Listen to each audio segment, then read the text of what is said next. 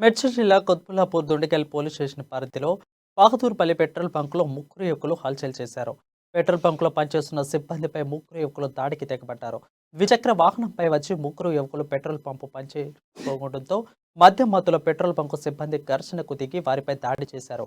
గాయపడిన సిబ్బందిని సమీపంలోని ఆసుపత్రికి తరలించారు. పెట్రోల్ బంక్ యాజమాన్యం పోలీసులకు ఫిర్యాదు చేయడంతో ఘటనా స్థలానికి చేరుకుని సీసీ ఫుటేజ్ పరిశీలించి కేసు నమోదు చేసుకుని దర్యాప్తు చేపట్టారు.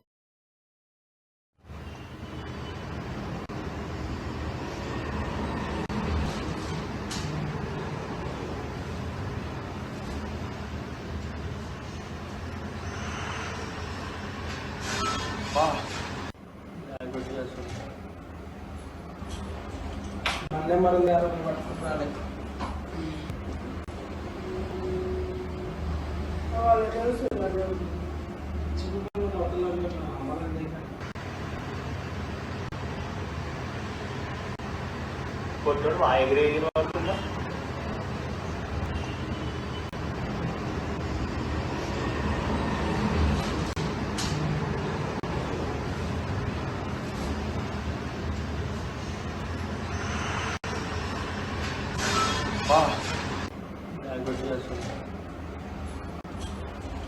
మళ్ళీ మరొక 50 పట్టుకుంటారు.